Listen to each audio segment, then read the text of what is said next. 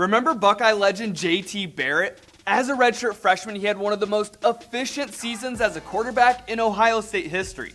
He's also the only Buckeye QB to ever go 4-0 against Michigan, which basically makes him a god in Columbus.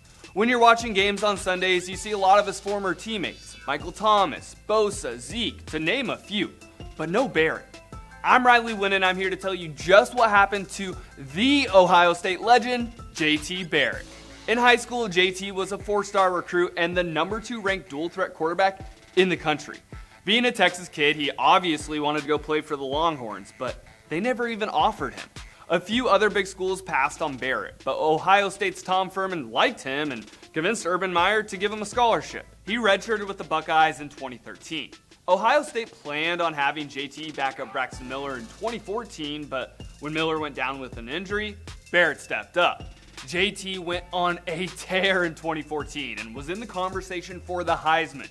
In 12 games, he threw for over 2,800 yards, ran for almost 1,000 yards, and had 45 total touchdowns. But in the last game of the regular season, JT Barrett broke his ankle. Luckily for Ohio State, they were absolutely stacked at the time, and Cardale Jones came in and helped lead the Buckeyes all the way to a national championship. After that, Barrett and Jones would battle for playing time, but after 12 Gage left for the NFL, Ohio State was JT Barrett's team. Despite the injury and some struggles here and there, he smashed records in college. He holds the school record for the most career passing yards and touchdowns. He also crushed a bunch of Big Ten records along the way too. JT Barrett ended his college career with 9,400 passing yards, another 3,200 yards running the ball, and 147 total touchdowns. With all of his success and the perseverance he showed through adversity, you'd think at least one NFL team would take a chance on him in the draft. But just like when he entered the college landscape, plenty passed on the former Buckeye at the pro level too. JT Barrett went undrafted in the 2018 NFL Draft. He was offered to come work out in the Saints rookie minicamp and then signed a 3-year deal with New Orleans as an undrafted free agent. Before the 2018 season started, Barrett was waived and downgraded to the practice squad. Then for the next year, he was on and off the practice squad before ultimately getting waived in 2019.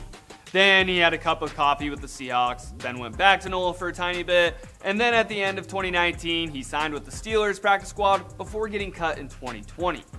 This was the end of JT Barrett's NFL playing days. He decided to head up north to the CFL in 2022 to try and recapture that college magic with the Edmonton Elks.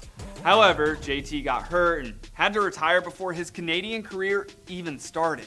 Not even 10 years after his heroic rise to stardom at Ohio State, JT Barrett's playing days are over. But he is still impacting the game at the coaching level. Last season, he was hired by the Lions as an offensive assistant. Dan Campbell was in New Orleans when JT was playing there, so Dan the man must have seen something he liked. After the season, Barrett got promoted, and he's now the assistant quarterbacks coach. Knowing his personality and knowledge of the game, this seems like a great fit for JT Barrett in a hopefully long coaching career. I'm sure he never gets for being a Buckeye coaching in Michigan. But hey, his comeback to Lions fans can always be, hey guys, I know how to win in this state. What are some other athletes who were absolute studs that you're not sure where or what they're up to now? Hit me up on Twitter and Instagram and let me know. I'm Riley Wynn. See you on the next one. If you want to see who we cover on our next episode of What Happened To, subscribe now and make sure to turn on those notifications.